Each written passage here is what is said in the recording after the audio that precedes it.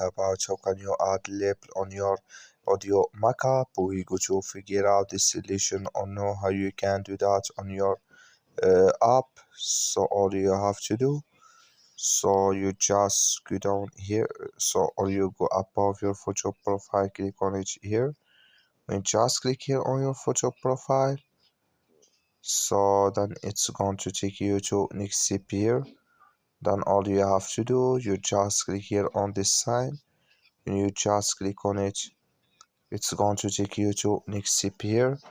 Then all you have to do now, so you just click here on label here. When you just click on it, then it's going to show for you list like this, and here add your label here in this list. Then all you have to do, you just go above save, click on it here, then it's going to save with you. That's all you have to do. Thank you for watching. Don't forget to support us by like and subscribe.